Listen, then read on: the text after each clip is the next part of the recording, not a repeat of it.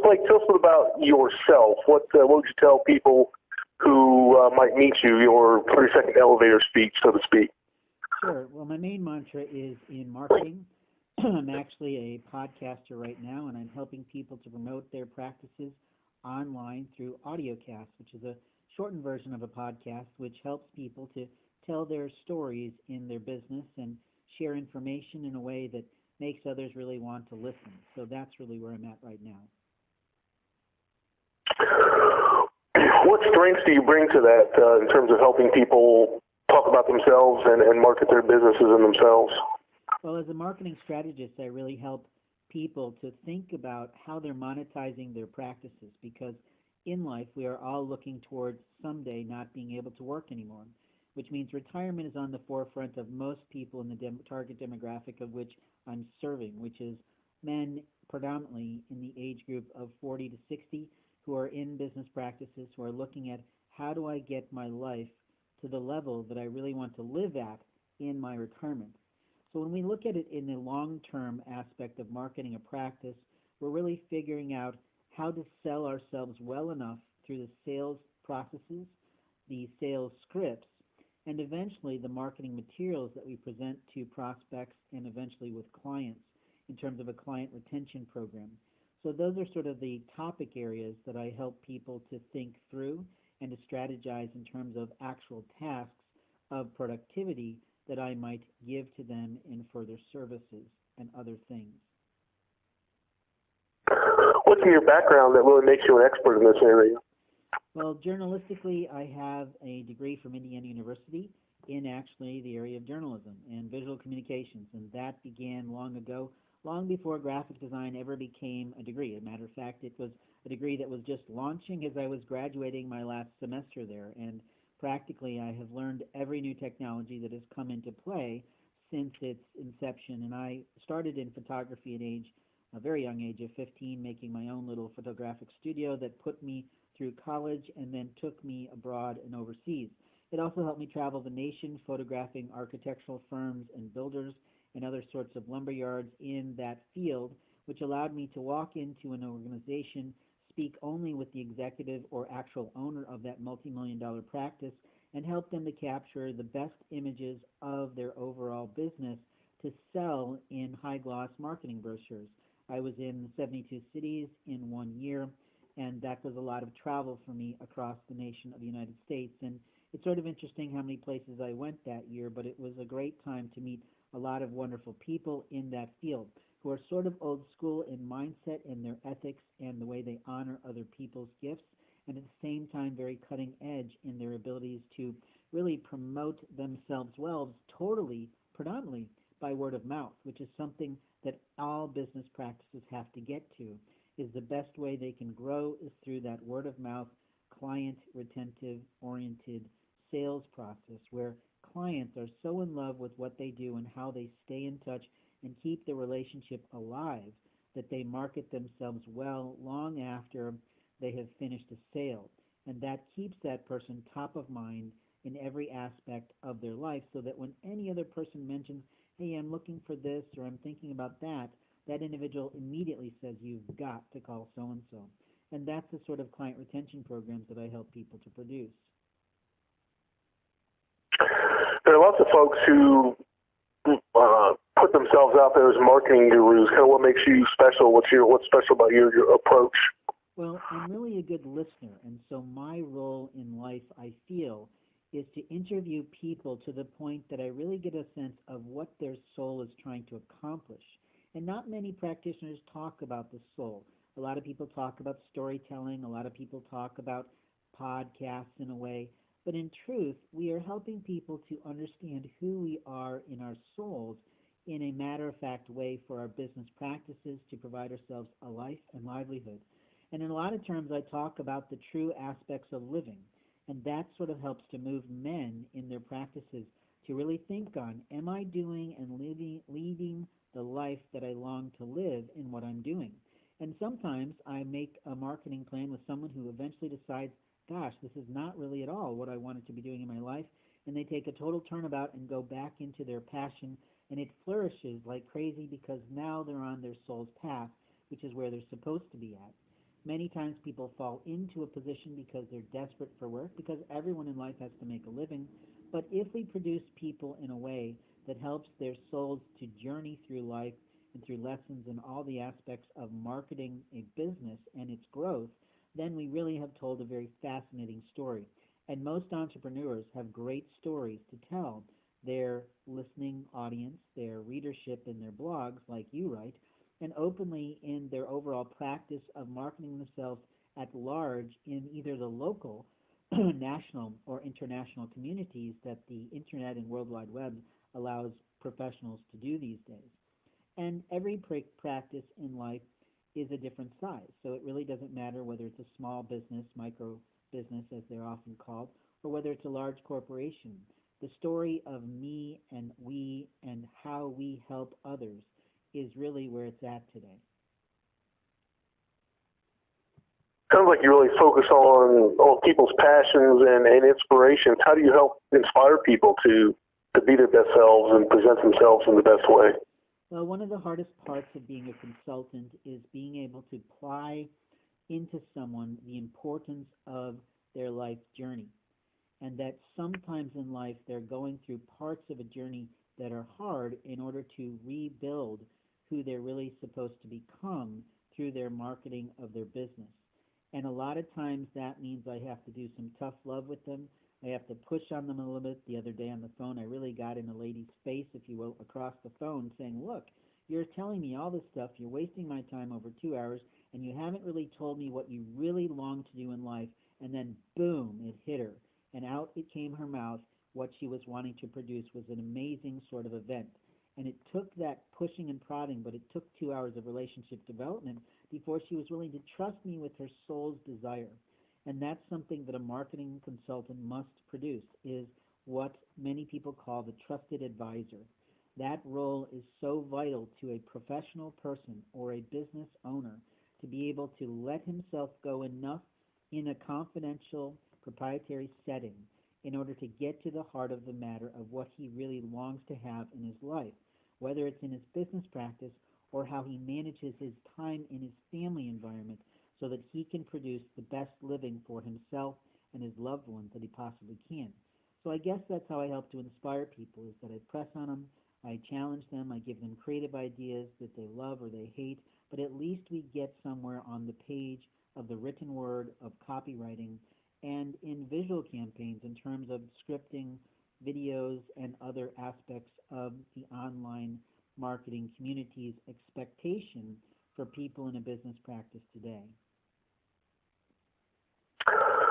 Sounds like you really help people come to know themselves better, but what inspires you? What feeds you to be passionate in what you do and to have the energy and depth to continue to do it for people? Now, that's truly a personal question, but I'll be most honest in this interview because I know you well, and I trust that you're going to handle this information really well because of how you live your own life with your family and what you did to go where you've been and been on your own journey. But in my life, love is the only thing that matters to me. And I am simply in love with one person, and I am working right now very hard in my life to produce a life that she would be interested in again.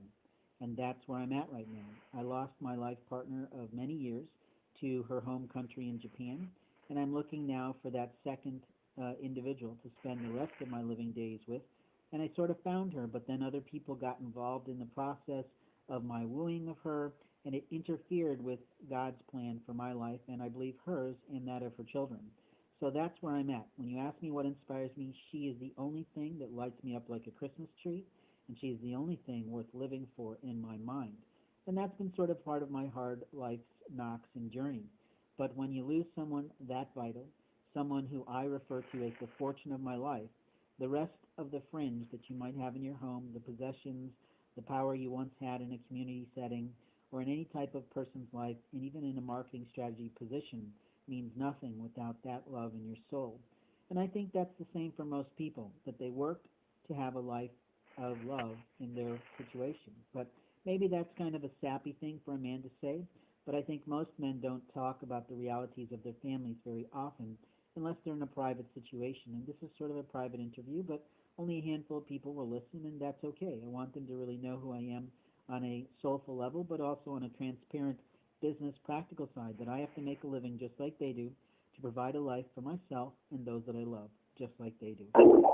And sometimes in sales, people forget that. I can tell you many, many calls that I've made the past 2 weeks that have been ridiculousness in how many sales people have lost because their receptionist did not understand that in order for them themselves to make a living, they have to protect the company face, not the company people. And here's what I mean by that. That some receptionists act as gatekeepers. They literally manage the time of their executives. But the executives are marketing themselves out in the public as the guy to call or the gal to call in any situation, in chambers and other things. So when we call in and get told by some hourly employee that they're not available, that they'll never be available to us, it sort of becomes a sales lie that they've produced in their marketing campaign. And that costs them not only in terms of sales that I might have given to them, but it also damages them in opportunities of referrals going forward. I can't tell you how many people who are business owners who are utterly rude on the telephone to anyone who tries to sell them something, and I just sit there and go, wow, you're in the business to make a living. You sell to every person every day, yet you don't allow other people to do the same. And that's something that as a society we have to get back to, that men and women must help one another to rise higher and higher on their soul's path and in their marketing of their business, and that those lower level employees need to be paid well or need to be hired better so that they don't crap all over the potential sales calls that come into their offices every single day and get lost because that individual didn't get their role was to be the first touch of a long-term relationship. How would your efforts change the way your clients do business? Well, Gary, Change the way they're successful? the life plan we put into practice is usually based on a gift or skill set that we have. For example, you have this wonderful ability to write incredible blogs, incredible interviews, and other sorts of practical help to many professional companies that you've served over the years with large names and small. And in that way, you have determined what your sales process is and what it should be in order to gather the right type of client for your practice. Most business practices have to have a sales process of some kind. They have to be ready when a person calls them, and if they're not, they should not take the call, and they should wait for a moment until they're really ready to talk. So I don't have a perfect world per se, but I do have strategies that I've implemented in my own life that have produced a living in part-time hours, and most people would kill for that opportunity. I'd love to do it again if I can, but in life and society and evolution of technology changes how the world does business. And practically, we all have to admit to the fact that change is constant, which every person in my life is always talking about.